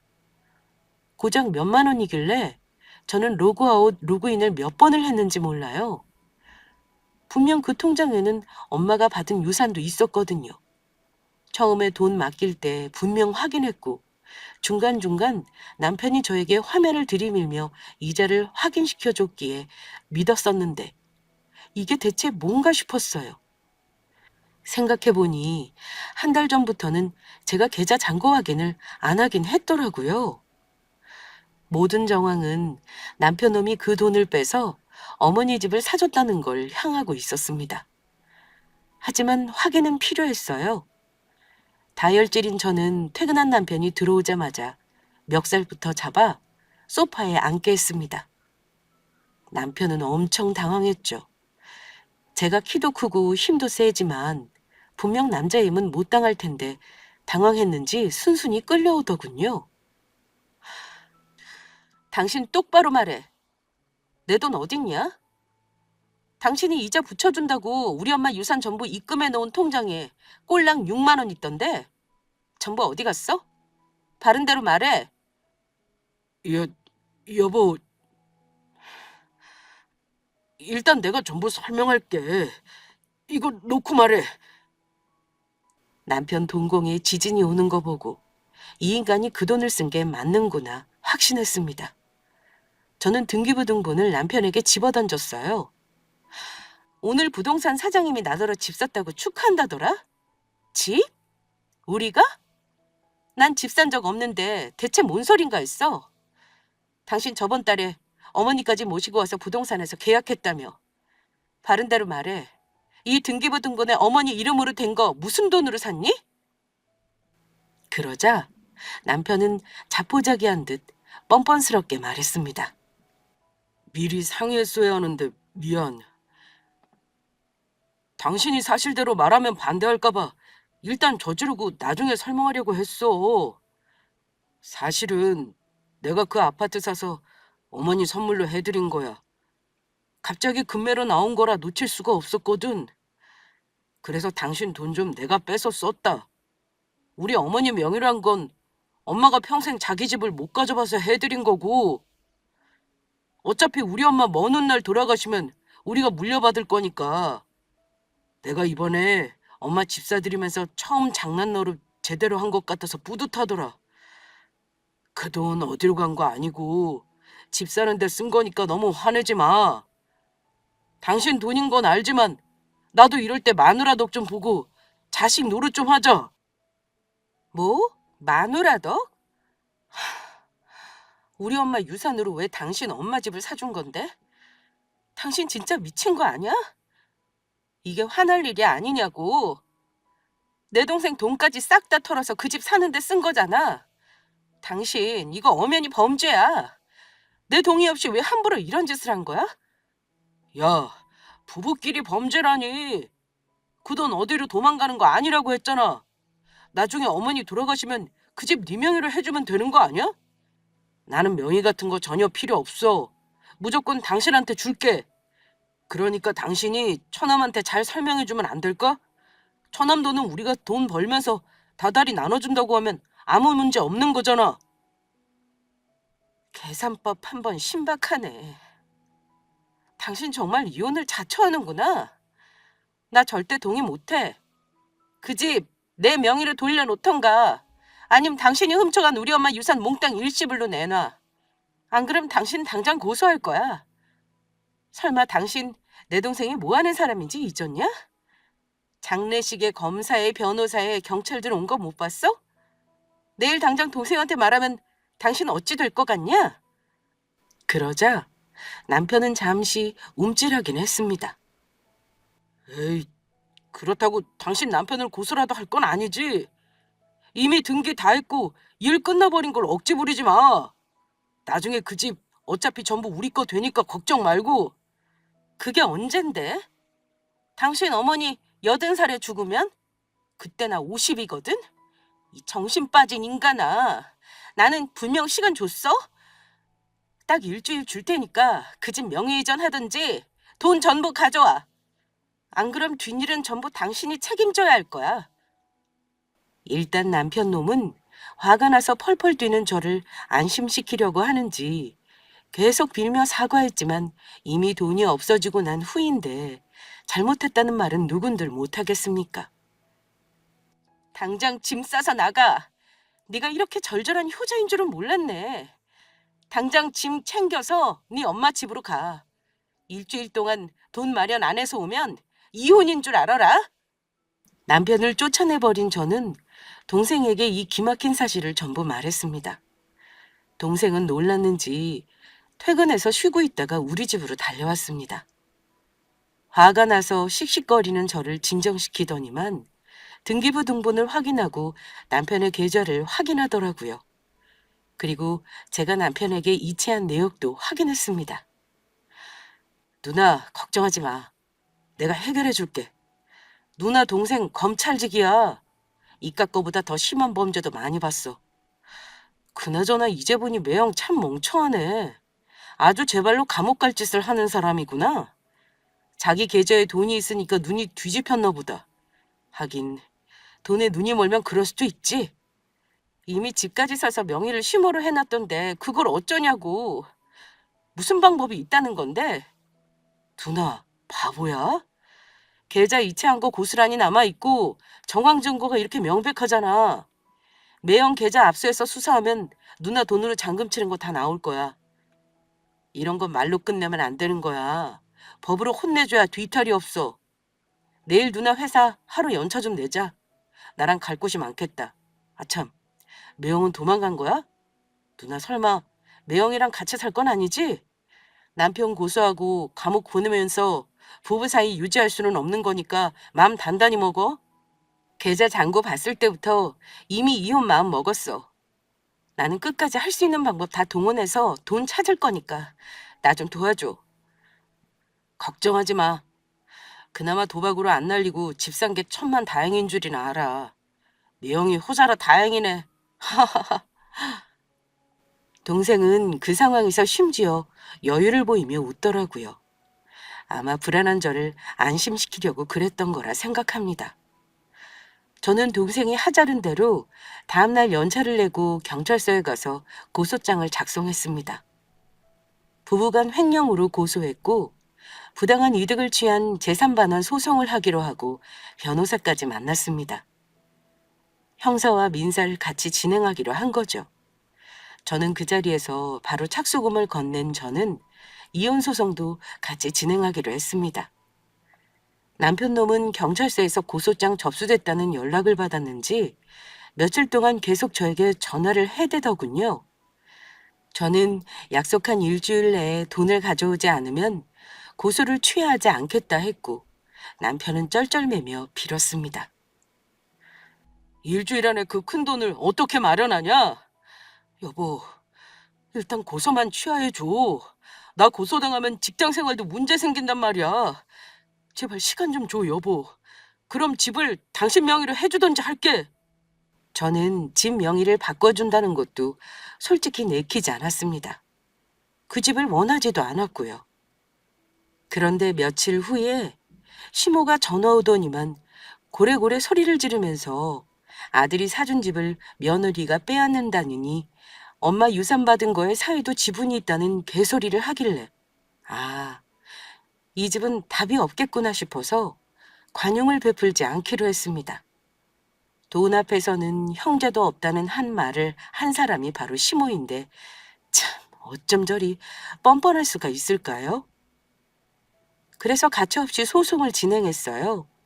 이혼 소송하면서 재산 명시 신청하니 남편 놈이 꼽을 쳐 놓은 다른 돈도 있더라고요. 아마 저랑 같이 모은 돈 같길래 분할 대상 재산으로 신청했습니다. 그리고 전세자금은 원래 결혼 전에 가지고 있던 제 돈이었으니 분할 대상이 아니었어요. 남편이 빼돌린 저의 돈은 워낙 돈의 흐름과 증거가 명확했습니다. 경찰에서 기소 의견으로 검찰에 송치했고 판결 나올 때까지 동생 덕을 좀 봤습니다. 법의 문외한인 저와 달리 동생이 있으니 아무래도 든든하더라고요. 결과적으로 그 집은 등기관리증을 제가 넘겨받은 것으로 판결 났습니다. 재판 마치고 남편 놈이 산 집은 제 앞으로 명의 이전했고 남편이 우리 엄마 유산으로 자기 계좌에 취한 이자도 반환받았어요. 이혼 소송은 당연히 제가 유리했죠. 남편이 형사 고소 중인 사실이 참작되어서 제가 요구한 위자료와 재산 분할 모두 거의 원한대로 반영되었습니다. 한마디로 말씀드리면 남편은 거의 거지꼴로 이혼당하고 쫓겨났습니다. 그야말로 법적인 모든 걸 동원해 제 돈을 우습게 여기고 함부로 써버린 남편을 응징해 줬습니다. 이렇게 이혼한 게 벌써 2년 전이고요. 자잘한 문제들이 아직 남아있긴 하지만 남편과 시모는 뒤늦게 저에게 잘못됐다고 사과했다는 걸 말씀드립니다. 그리고 본인들 잘못은 인정하더군요. 아마 시모도 아들을 살리고 싶어서 저에게 사과한 거겠지만요. 이상하게도 저는 마음이 풀리지 않더라고요. 어쨌든 남편은 형사처벌까지 받는 바람에 직장에 통보가 가서 곤욕을 좀 치렀다 들었습니다. 초범이라 감옥은 안 가고 집행유예가 나왔다고는 하는데 아마 망신을 톡톡히 당했을 겁니다. 이혼 후 저는 엄마 집에서 동생과 지냅니다. 전 남편에게 명의 넘겨받은 집은 처분해서 동생과 나눌 예정이고요. 동생은 만나는 여자가 있어서 아마 내년쯤에는 결혼할 것 같네요. 저를 맘에 걸려 하지만 저는 당분간은 남자 만날 생각도 결혼 생각은 더더욱 없어요. 사람이 아직은 좀 무섭습니다. 전 남편 놈이 워낙 감쪽같이 겉다르고 속다른 행동을 해서 더 그런 듯해요. 저의 황당했던 전 남편 사연 어떠셨나요? 대놓고 못되게 구는 인간들도 있지만 전 남편처럼 우밍한 인간도 있다는 걸 조심하라고 말씀드리며 저의 이혼 사연은 마무리하겠습니다. 감사합니다.